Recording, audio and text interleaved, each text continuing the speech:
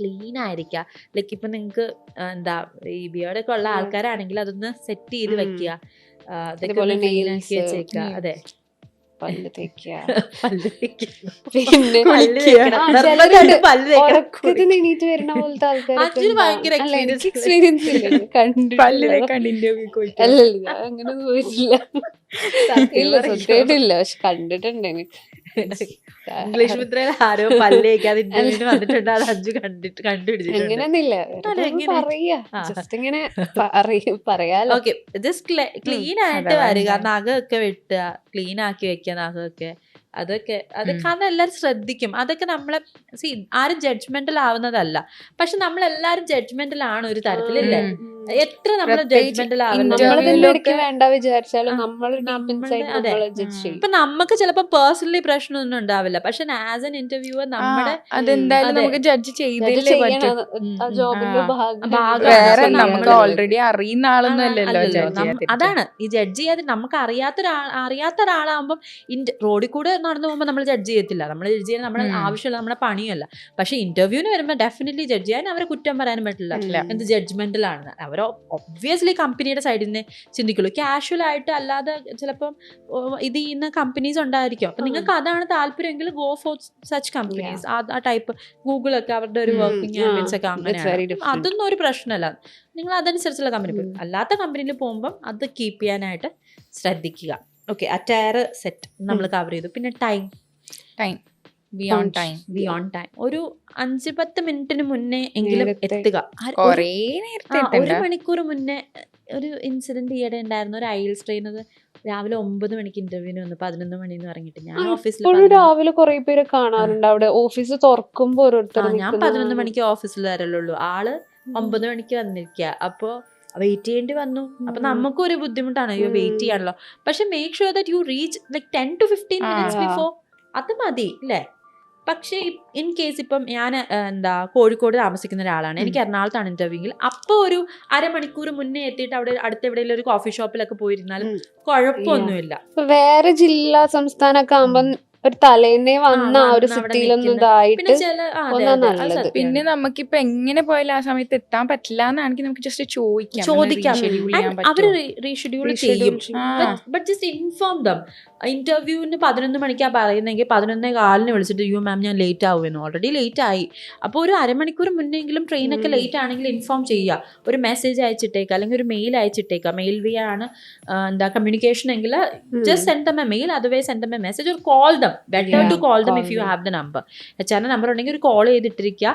Like ഇങ്ങനെയാണ് അങ്ങനെയാണെന്നുള്ള രീതിയിൽ പറഞ്ഞു വെച്ചിരിക്കുക. അല്ലെങ്കിൽ അതൊരു റെസ്പോൺസിബിലിറ്റി കാണിക്കും അങ്ങനെ ചെയ്യുമ്പോൾ. മറ്റേത് ഭയങ്കര റെസ്പോൺസിബിൾ ആയിട്ട് ടൈം ശ്രദ്ധിക്കാം. ഇനി അത് കഴിഞ്ഞാല് വാട്ട് ഷുഡ് യു ക്യാരി?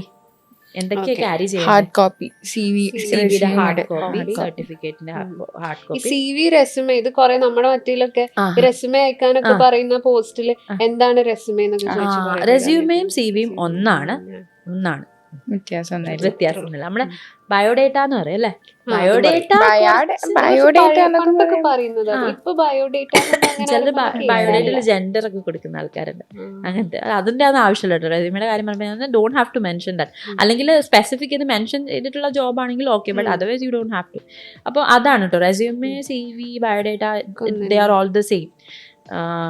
അപ്പോൾ അത് നമ്മൾ ഹാർഡ് കോപ്പി ക്യാരി ചെയ്യുക. ഓക്കെ, എനിക്ക് മനസ്സിലാവും നമ്മൾ ഓൾറെഡി നമ്മളുടെ സോഫ്റ്റ് കോപ്പി അയച്ചു കൊടുത്തിട്ടുണ്ട്, മേ ബി മെയിൽ വഴിയോ അല്ലെങ്കിൽ വാട്സാപ്പ് വഴിയോ അല്ലെങ്കിൽ ലിങ്ക്ഡിനിലോ അയച്ചു കൊടുത്തു. But it's better to carry a hard copy. ചോദിക്കുന്നില്ലേ? ഞാനിതുവരെ പോയ എല്ലാ ഇന്റർവ്യൂസിലും ചോദിക്കാറുണ്ട്. നമ്മളായാലും ചോദിക്കാറുണ്ട്. അവരുടെ കുറെ റെസ്യൂമേസ് ഉണ്ടാവും. ഈ റെസ്യൂമേ ആണ് ഇന്ന ആളാണെന്ന് നമുക്കറിയില്ലല്ലോ. തിരിച്ചറിയണമെന്നില്ലല്ലോ. അതെ, it's always better to carry your resume. അതുപോലെ സർട്ടിഫിക്കറ്റ്സ് നമ്മൾ ഉണ്ടെന്ന് പറഞ്ഞ് മെൻഷൻ ചെയ്ത എല്ലാ സർട്ടിഫിക്കറ്റ്സും. ഒറിജിനൽ വേണ്ട, കോപ്പി. ഇപ്പം ഒറിജിനൽ ഇല്ലെങ്കിൽ കോപ്പി. ഒറിജിനൽ ഒരിക്കലും അവിടെ കൊടുത്ത് വെക്കണമെന്നല്ല ഞാൻ പറയുന്നത്. ഒറിജിനൽ അല്ലെങ്കിൽ കോപ്പി എന്നുള്ള രീതിയിൽ നമ്മൾ എന്തായാലും കൊണ്ടുപോകണം. Just to show them. Don't have to give them or anything, just show them. Just carry a file, ഒരു folder, ഫയൽ. പിന്നെ അല്ലെങ്കിൽ ഇൻ കേസ് നിങ്ങളുടെ കയ്യിൽ ഒറിജിനൽ ഇതില്ല, സർട്ടിഫിക്കറ്റ്സ് ഇല്ല, നാട്ടിലാണ് വീട്ടിലാണ്, പെട്ടെന്ന് വന്നൊരു ഇന്റർവ്യൂ ആണ്, carry A copy with you. അതായാലും മതി. ഒരു സോഫ്റ്റ് കോപ്പി എപ്പോഴും ഫോണിൽ വെക്കുന്നത് നല്ലതാണ്. ആക്സസ് ചെയ്യാം. അതെ, അപ്പം നിങ്ങൾ ജസ്റ്റ് പോയി ഒന്ന് പ്രിന്റ് ചെയ്താൽ മതിയല്ലോ. So it will always be better. അങ്ങനെ നമുക്ക് ഈ IELTS-നൊക്കെ ഇന്റർവ്യൂ വരുമ്പോൾ സ്കോർ കാർഡ് ഭയങ്കര ഇമ്പോർട്ടൻ്റ് ആണ്.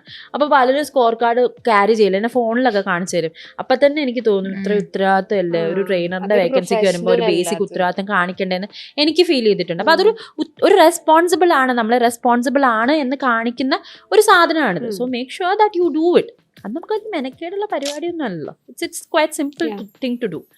പിന്നെ നമ്മൾ എന്താ ഇത് ചെയ്യേണ്ട ആവശ്യം എന്താ, കാര്യങ്ങൾ എന്തൊക്കെയാ നമ്മള് ഇതൊക്കെ ക്യാരി എന്നുള്ളതാണ്. അപ്പൊ നമ്മള് ചോദിക്കാം, പെർമിഷൻ ഇരുന്നോട്ടെ എന്നുള്ള ചിലപ്പോ നമ്മള് വിളിപ്പിക്കണായിരിക്കും, എന്നാലും കേറുമ്പോ മേ ഐ കം ഇൻ അല്ലെങ്കിൽ മേ ഐ ചോദിച്ചാലും just may I. Body language, അത് കഴിഞ്ഞ ബോഡി ലാംഗ്വേജ് ഭയങ്കര ഇമ്പോർട്ടന്റ് കേറുമ്പോ മുതലുള്ള ഒരു. അതെ, നമ്മൾ ബോഡി ലാംഗ്വേജ് ഭയങ്കര ഇമ്പോർട്ടന്റ് ആണ്. കാരണം എന്താ വെച്ചാൽ ചിലരൊക്കെ കയറി മീൻസ് പോക്കറ്റിലൊക്കെ കൈയൊക്കെ ഇട്ട് ഒരുമാതിരി ഫ്രണ്ടിന്റെ വീട്ടിൽ കയറി വരുന്നതല്ല. Don't do that. അപ്പൊ നമ്മൾ എന്തായാലും ഒരു ഇന്റർവ്യൂവിന് പോവാണ്, ഇറ്റ്സ് എ ഫോർമൽ തിങ്. നിങ്ങൾക്ക് അറിയാം അതൊരു ഫോർമൽ തിങ് ആണെന്ന്, എല്ലാവർക്കും അറിയാം. അപ്പം നമ്മൾ അതൊക്കെ ശ്രദ്ധിക്കുക. നിങ്ങൾ ഭയങ്കരമായിട്ട് താഴ്മയായിട്ട് വിനീതമായിട്ട് അയ്യോ ഇന്റർവ്യൂ, അയ്യോ സാറേ അങ്ങനെയൊന്നും നിങ്ങൾ പറയണ്ട. ജസ്റ്റ് അങ്ങനെ പറയരുത്. ജസ്റ്റ് ഒരു അതെ, ഒന്ന് ചിരിക്കുക. ചിരിക്കരുത്, ഒന്ന് പുഞ്ചിരിച്ചേ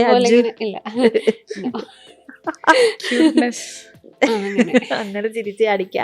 എന്നിട്ട് ചിരിക്കാറുള്ളൂ. Good morning sir, good morning, ചിരിയോടെ കൂടി. ബിക്കോസ് ചിരി എന്ന് പറയുന്നത് is the best attire that you can ഒരു പോസിറ്റീവ് വൈബാണ്. And it shows our confidence also.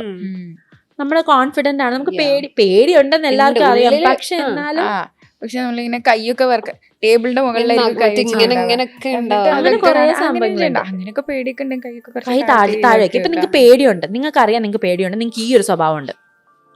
ഈ ഒരു സ്വഭാവം ഉണ്ടെങ്കിൽ നൈസായിട്ട് ടേബിളിന്റെ അടിയിൽ കൈവയ്ക്കുക. അല്ലാതെ ഒരിക്കലും ടേബിളിന്റെ മേളിൽ വെച്ചിട്ട് ഇങ്ങനെ ചെയ്യരുത്. I have seen so many people do that. പക്ഷെ നമ്മളൊക്കെ മനുഷ്യപ്പെട്ടുള്ളതുകൊണ്ട് ഞാൻ ഭയങ്കര കൈൻഡ് ഹാർട്ടഡ് ആയതുകൊണ്ട് ഞാൻ പറയും പേടിക്കണ്ട, വെള്ളം വേണോ എന്ന് ഞാൻ ചോദിക്കട്ടോ. ഞാൻ ഭയങ്കര പാവാണ്. പക്ഷെ എല്ലാവരും ഇങ്ങനെ ചോദിക്കണമെന്നില്ല, എല്ലാവരും എന്നെ പോലെ നല്ല മനസ്സിലുള്ളവരായിരിക്കണം എന്നില്ലല്ലോ. അപ്പൊ അത് ഒന്ന് ശ്രദ്ധിക്കുക, കൈയൊക്കെ ഒന്ന് ശ്രദ്ധിക്കുക. വലിയ വലിയ കമ്പനീസ് ആകുമ്പോൾ അവർ ഭയങ്കര ഇതായിരിക്കും, ഭയങ്കര സ്ട്രേറ്റ് ഫോർവേഡ് ആയിട്ട് കാര്യങ്ങളൊക്കെ ഭയങ്കര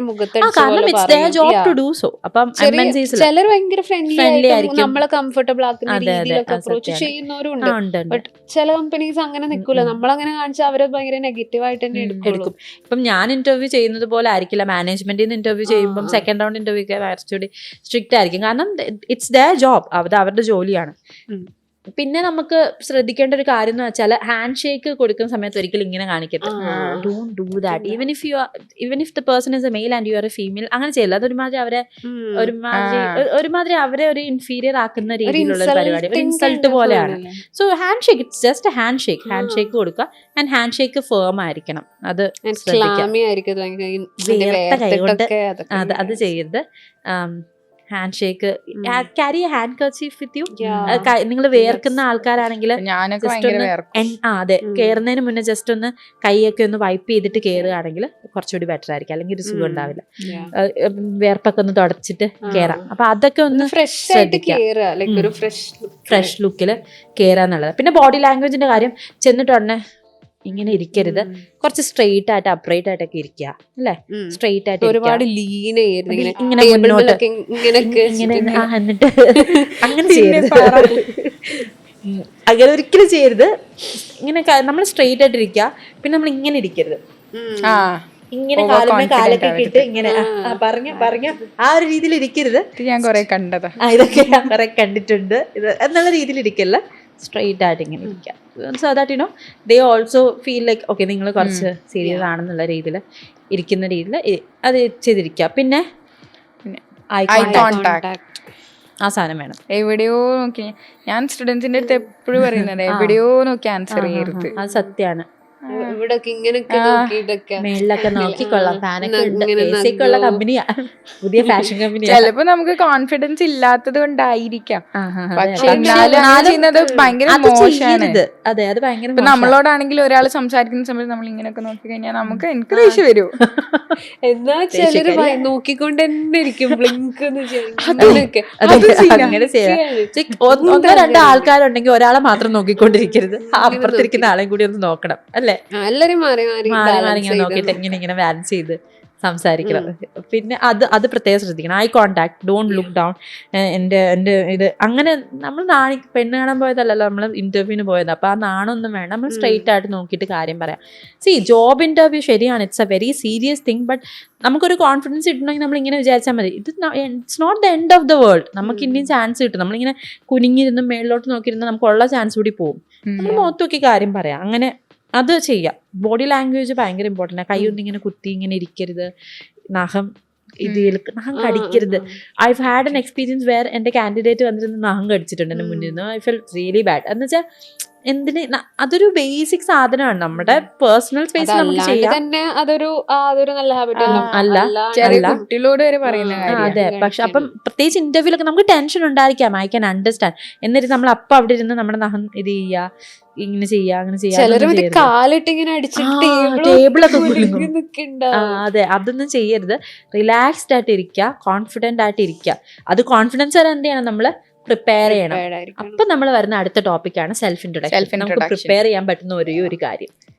പ്രിപ്പയർ ചെയ്യാന്ന് പറഞ്ഞാൽ ബൈ ഹാർട്ട് പഠിച്ചിട്ടല്ല, നമ്മൾ അറിഞ്ഞു വെക്കുക എന്തൊക്കെയാണ് പറയേണ്ടത്, എന്തൊക്കെയാണെന്നുള്ളത്. ബ്രീഫ് ആയിരിക്കാം സെൽഫ് ഇൻട്രൊഡക്ഷൻ പറയുമ്പോൾ. ഫസ്റ്റ് ടൈം നമ്മുടെ പേര് പറയാ, പിന്നെ എവിടെ നിന്നാണ് വരുന്നതെന്നുള്ളത് വേണമെങ്കിൽ പറയാം. അല്ലെങ്കിൽ പിന്നെ അതിനുശേഷം വരുന്നതാണ് എഡ്യൂക്കേഷണൽ ബാക്ക്ഗ്രൗണ്ട്, എവിടെയാണ് പഠിച്ചത്, എന്തൊക്കെയായിരുന്നു ഡിഗ്രി, ഗ്രാജുവേഷൻ, പോസ്റ്റ് ഗ്രാജുവേഷനും പറഞ്ഞാൽ മതി. നിങ്ങൾ അത്ര അടിപൊളി സ്കൂളിലാണ് പഠിച്ചിട്ടുണ്ടെങ്കിൽ പറയാം, അത് നിങ്ങൾക്ക് പറഞ്ഞേ പറ്റുള്ളൂ പറഞ്ഞോ. പക്ഷെ വി വുഡൻ സജസ്റ്റ്, പ്രത്യേകിച്ച് ബ്രേക്ക് ചെയ്തിട്ടുള്ള എഡ്യൂക്കേഷൻ ആണെങ്കിൽ, ഫോർ എക്സാമ്പിൾ ഫസ്റ്റ് തൊട്ട് സെക്കൻഡ് വരെ ഒരു സ്കൂളിൽ, തേർഡ് തൊട്ട് ഫിഫ്ത്ത് വരെ ഒരു സ്കൂളിൽ, ഫിഫ്ത്ത് തൊട്ട് 8th വരെ ഒരു സ്കൂളിൽ, 8ഉം 10ഉം ഒരു സ്കൂളിൽ, 8 തൊട്ട് 10 വരെ, പിന്നെ +1 +2 വരെ. അപ്പോൾ ഒരു 5-6 സ്കൂളുണ്ടായിരിക്കും. അതൊക്കെ പറഞ്ഞു വരുമ്പോഴത്തേക്ക് അവര് ഓക്കെ ഇത് കൊള്ളാം. സീരിയസ്ലി അവർക്കത് അറിയേണ്ട ആവശ്യമില്ല. അതാണ് നിങ്ങൾ അങ്ങനെ പറയാതിരിക്കുക, ക്രിസ്പ് ആക്കുക. സെൽഫ് ഇൻട്രൊഡക്ഷൻ എന്ന് പറഞ്ഞാൽ ഏറ്റവും ഷോർട്ടസ്റ്റ് ആണ്. ഇനി അവർക്ക് എന്തെങ്കിലും അറിയണമെങ്കിൽ അവർ നിങ്ങളോട് ചോദിച്ചോളൂ. നമ്മൾ റെസ്യൂമേ കൈ കൊടുത്തിട്ടുണ്ടല്ലോ, അവർ ചോദിക്കും. അപ്പോൾ ഇതിൻ്റെ അകത്ത് നിങ്ങൾ സെൽഫ് ഇൻട്രൊഡക്ഷൻ പറഞ്ഞപ്പോഴും റെസ്യൂമേയിൽ നിങ്ങളെ 1ാം ക്ലാസ്സിൽ ഏത് സ്കൂളിലാണ് പഠിച്ചതെന്ന് പറഞ്ഞിട്ടില്ല, അതൊന്ന് പറയുമെന്ന് അവർ ചോദിക്കും. അവർക്ക് അറിയണമെന്ന് അത്രയ്ക്ക് ആഗ്രഹം ഉണ്ടെങ്കിൽ. Otherwise you don't have to bother yourself. പറയേണ്ട ആവശ്യമില്ല. അത് നമ്മൾ ഫസ്റ്റ് സ്റ്റാർട്ട് ചെയ്യുമ്പോൾ തന്നെ start with your name, and അതിൽ തന്നെ don't start with myself. അതൊരു കോമൺ മിസ്റ്റേക്ക് ആണല്ലേ, ഒത്തിരി ആളുകൾ യൂസ് ചെയ്യാറുണ്ട്. മൈസെൽഫ് എന്ന് പറയുമ്പോൾ എന്തോ ഭയങ്കര മൈ ഗുഡ് നെയിം, അതാണ് my good name. My good name ഒരിക്കലും യൂസ് ചെയ്യരുത്. അങ്ങനെ യൂസേജ് ഇംഗ്ലീഷിൽ ഇല്ല.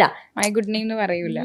മേരാ ശുഭ്നാം അല്ല ആപ്കാ ശുഭ്നാം ക്യാ ഹൈ എന്നുള്ള രീതിയിൽ ഹിന്ദിയിൽ ചോദിക്കുന്ന ഒരു സാധനമാണ് what is your good name. അതുപോലെ ഇംഗ്ലീഷിൽ ചോദിക്കാറില്ല, ചോദിക്കുമായിരിക്കും, പക്ഷെ ഒരിക്കലും മൈ ഗുഡ് നെയിം ഇസ് എന്ന് പറയില്ല. Nobody says my good name. അതിന്റെ അർത്ഥം എന്താ? നിങ്ങൾക്ക് വേറെ മോശമുള്ള ഒരു ബാഡ് നെയിം ഉണ്ടോ? ബാഡ് നെയിം ഉണ്ട്, ഒരു ചീത്ത പേരുണ്ട്.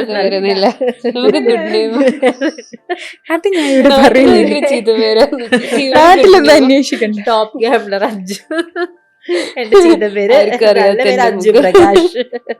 അതുപോലെ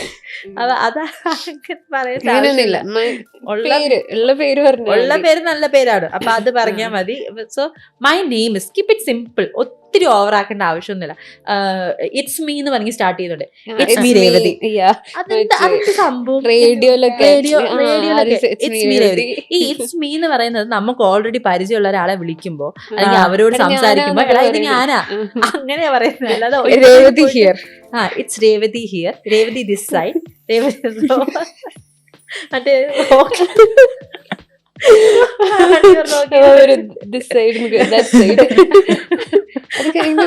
ചെയ്യരുത്.